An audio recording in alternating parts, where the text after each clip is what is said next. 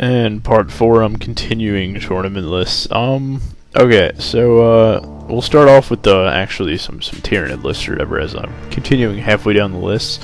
We have the Godhammer Tyranid list, the God list, whatever. I've seen it be called a few different things. It's when you spam Trigons, Hiveguard, and Gargoyles. It's a weird combination, but it works. It's like 2 Tervigons that are minimum. You have Gaunts for troops, like a 10-man squad of Gaunts, so those are your 2 troop slots, and then it's 3 units of 20 Gargoyles, 3 Trigons with Adrenal Glands, one of them's a Prime, and then 3 units of 3 Hiveguards, so 9 Hiveguard total. So, it doesn't have a lot of synergy, it just runs at you. It's real basic. I've won a few games with it, I've lost a few games with it. It's more of the fact that it's like, how do I deal with all this crap? I don't know. It's not a great list, mainly due to, like, against, like, a lot of the marine mechanized armies is not good, like Razor Wolves and Razor Angels, that's problems with. It's very effective against Mech IG, though. Because you hit them with mass waves of Strength 4 Furious Charging Gargoyles that just go, oh, stun, stun, stun. Yeah, I like it. I like playing with it. I'm kind of shifting away from that and try the other list I was talking about. But it's okay. I think Death Star Tyranids are a little better, where you run the giant, kind of like the Team England I mentioned in the other video, the giant Hive Tyrant, 3 Tyrant Guard, and then the big happy Warrior Prime that's just there, and then you get the regeneration going on, and then you have the 9 Hive Guard and all that fun stuff, and the Tervigons and so on. That I think is a little better. It's a little more reliable. Yeah, you put all your eggs in one basket, but there's other stuff in the army that does stuff. I think we're done on Tyranids. Yeah. Okay. So next army, Horde Orcs. You've heard me mention this a lot. Horde Orcs are not all that fun. It's usually a mech boy, a war boss, or Gazikul is more common if special characters are allowed, but mainly it's a mech boy or 2 then if they don't use Gazikul. And yeah, that's cool. That's cool. Like 5 to 6 units of 32 orc boys with a knob with a power claw and 3 big shooters usually in the squad. And yeah, there's as I said 5 or 6 of those squads. So 5 or 6 times 32. It's a lot of orcs. And then okay, what do they do for the rest of the points? Like, what do they do about vehicles? Well, they usually have anywhere from 30 to 40 looters in the squad to 10 to 15. So, you get spammed by autocannons, and then you're sitting there, and then you're also getting, run at by hordes of orcs. Note, Horde Orcs. Well, the big thing about Horde Orcs, the big weakness, is their lack of ability to kill AV-14. That's why you may see the war boss for Gazikul, or the like a single war boss on a bike in the list, because they really need something to be able to actually kill land raiders. It's a huge problem they have. You play a Vulcan list against them, the Vulcan list will literally sit there and ride through the army with the land raider redeemers and just have no problem whatsoever. Alright, so that was Horde Orcs. It's a good army. Tyranids, it's one of the armies Tyranids have a huge problem against, mainly because our armies from tournaments are keyed for so much anti-tank that they have problems with anti-infantry, which is kind of ironic, but it's what happens. Alright, the next orc army. Orcs are very nasty. I don't like playing against orcs. They're like the anti-Tyranid almost. A little, probably not as much as Guard, but you get the general idea. Battle Wagon Orcs. Lots of armor 14. Hive Guard can only shoot front armor. Even if you have a side shot lined up, in the rules Impaler Cannon, you can only shoot front armor. It's a big problem. Armor 14, that makes it pretty much, you can stun it, you can't really do much against it, unless you run a Trigon at it, and reroll hits, and kill it in, what do you call it, melee, really not going to be able to kill 4 battle wagons. And then they're sitting there with the mech with the custom force field, usually in a battle wagon. And usually they're sitting there with just regular boys or burner boys or a squad of knobs, like 10 knobs with various power claws in them. And then yeah, the rest of the list will either be like Rasta hold objectives or something else, but it's just a very, very nasty, not cool list.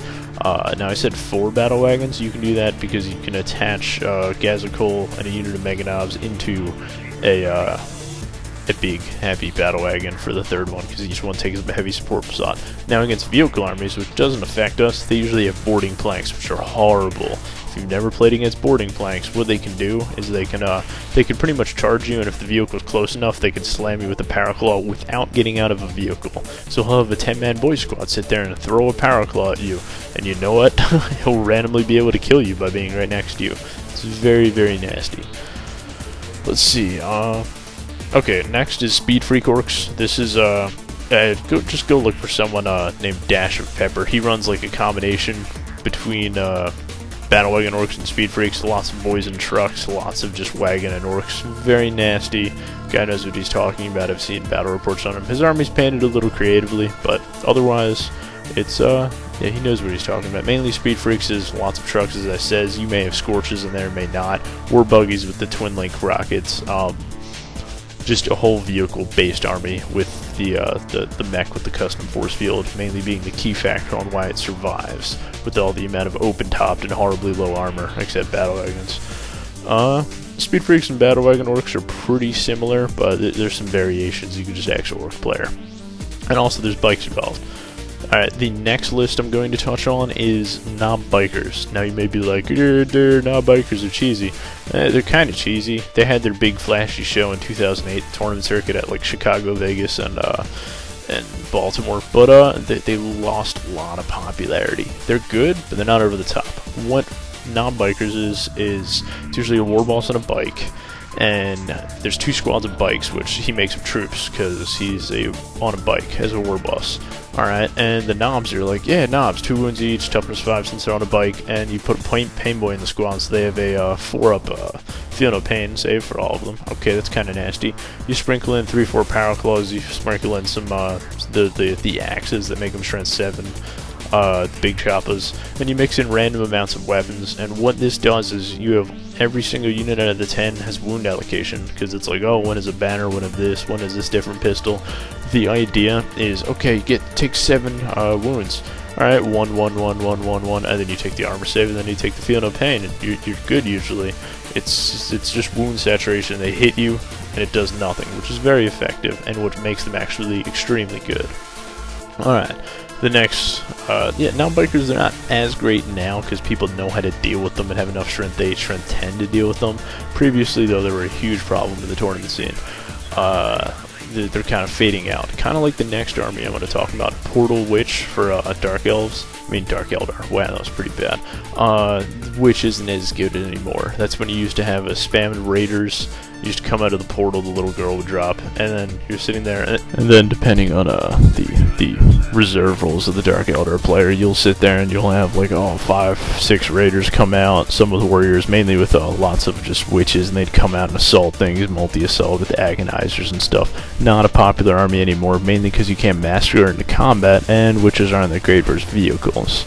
So, we come to the other Dark Eldar list, which is actually still tournament competitive. It just has a lot involved with player skill to play it nicely. Dark Lance spam from Dark Eldar. It's 3 Ravagers with 3 Dark Lances, and then 6, 7 just regular Raiders with Dark Lances. And then you try and have more Dark Lances on the actual troops otherwise, and pretty much the idea is literally shooting them with as many Dark Lances, which is a strength 8 AP1 weapon, as many times as you can. I'm pretty sure it's a 48-inch range. And you hit on 3s with everything in the army, pretty much. Very nasty, not fun. However, very tournament competitive, because it's a very anti-vehicle, which makes it very good, surprisingly. Now, Dark Eldar may be getting a new codex soon, so I wouldn't actually sit around and start Dark Eldar, and probably this video in like a few months will just be like, Dark Eldar, no, they work this way now. Yeah, so this is the old Dark Eldar codex. This is the new one's on the horizon. Besides that, let's go take a look at Railgun Tau. Now you may be like, Tau in a tournament scene? What are you talking about? Exactly. Tau suck. Oh yeah, they can do some mech stuff, like they can have the 4-up cover from the distortion fields or whatever and stuff. Tau are horrible. They're really horrible. They're not good at all. Thing is, they can have 9 broadsides with smart missiles and railguns that are twin-linked, and that really messes with guard players. They're very good versus guard players in certain things, and it's very nasty. it's surprising. The worst army pretty much in the game against everyone else is extremely good against the 1 or 2 armies that are the top tournament dogs right now, Mech IG and like Wolves or Angels. Kind of amusing. Problem is, they're really bad versus anything remotely combat. They play Orcs, they play Tyranids, they die horribly. Kind of ironic. Talking about Mech Eldar, go look at like Fritz's stuff if you want to learn about like Mech Eldar or Seer Council and Bike Eldar. I've actually played Eldar myself and ran Mech Eldar. Dire Avengers and Wave Serpents, Eldred usually, or just some kind of Farseer, or Farseer and Eldred. Vipers usually, it depends on the player if they want Vipers or Walkers or whatever. And then Night Spinner seems to be extremely popular and very annoying for me. So that's pretty much it there. It's very interesting. Continuing along, Seer Council and Bike Eldar, they're not that good in my opinion. I really don't have a problem with them, but then again, that's from a Tyranid's perspective. You go and play against like a lot of vehicle armies, they'll have a lot more problems with them. Just from my perspective, I've never really had a problem with them. In 4th edition, in my opinion, they used to be a joke. This edition now, they can be annoying on objective missions. That's the big thing. They're not a strong army, but they can, if you play them right, they can be rather good. Continuing, let's do a time check right here, guys. Alright, so 4 minutes remaining. We'll talk about Fate Crusher. Fate Crusher is a Fate Weaver, a Bloodthirster, they're Demons of Chaos, of course, and usually a squad of 6 Blood Crushers, 1 or 2 squads, and then a squad of Fiends. And then for troops, generally you either have like Bloodletters, or minimum squads of Horrors, or minimum squads of Plague Bearers, just to score. And then for fast attacks, you can either have Hounds, or you can spam Seekers Listen Dash. That's about it. The idea of this, yeah, Soul Grinders, people are like, duh, Soul Grinders, they're awesome. Soul Grinders suck, I don't know what you're talking about, they're really bad. They're vehicles, you don't need vehicles in a demon army. Besides that, that's what Fate Crusher does, and you're like, why is Fate Crusher so good? Demons drop in Deep Strike, and then they die. Well, demons drop in Deep Strike, and then you have Fate Weaver near them, and then all of a sudden you're re-rolling invulns and armor saves and cover saves, and all of a sudden Fate Crusher's a lot more durable. When demons are durable and you don't kill a lot of them from shooting, demons are a horrible opponent, because they'll run up and you'll just get trashed completely. And they're very good versus Space Marines and Mech IG. That's why they do very good in tournament scene. Look at Nova, Nick Novati, this Indian kid. He's possibly the best Indian 40k player ever. But he's pretty cool. I talk to him regularly. He's inspired me to actually start demons. But yeah, his figure list, he rolls people with that. He's very brutal about it. He's pretty good. Otherwise, continuing the next army, Necron Dual Monolith. Necron's not actually that good, except if you run 2 monoliths, you're very hard to kill. Necron had its days in 4th edition. Now they kind of need a new codex, but if you run into 2-3 monoliths, it's just a problem to kill. It's almost like Blobguard. It's extremely annoying to kill. Not that great, but just extremely annoying. Let's see. Lash Chaos Space Marines. You have Death Guard, Obliterators. Let's see. So you have, Plague Marines, like 4 squads of 7. You get a Power Fist and like 2 Plasma Guns or 2 Melty Guns. You put them in Rhinos. Rhinos can have Combi Plasmas and just extra armor. You'll sit there with 6 to 9 Obliterators and then a Lash. Instead of a Prince, you can have a Demon Prince, Lash Demon Prince, or you can have a Sorcerer with Lash that sits inside a Rhino, or 2 Sorcerers. That's very common, does well. Not so much with everyone turning to mech anymore. It used to be a lot more nasty. I think it's still very good. It's just against like Mech IG, there's just some lists. It'll have problems with a lot of bigger lists. But in general, this used to be like the scariest thing ever in 4th edition. Continuing with the last army on this list and finishing up this video, Triple Exorcists for Sisters. Oh, Sisters of Battle, they suck. No, Sisters of Battle, you don't really mess around with Sisters. They're extremely good. Not tier 1, but they can, faith points, you don't know what faith points are and you play them, you'll be horrified. Sisters with Imperial Guard allies. The allies aren't needed, but you get a platoon and then you spam autocannons. I've seen people do that. It's very good. Triple Exorcist is no joke. D6 strength 10 shots. AP 1 or 2, but yes, it's horrible actually if they start rolling good with it. And Sisters of Battle in general is a strong army. You can have lots of Space Marine troops or Marine equivalents, and it's surprisingly, you kind of play the army and you're like, Sisters, this is easy. No, Sisters can throw down. Don't underestimate them. They're pretty nasty. And that ends this ramble. So going to the next part if there is one up. I'm not sure if I'm going to continue this.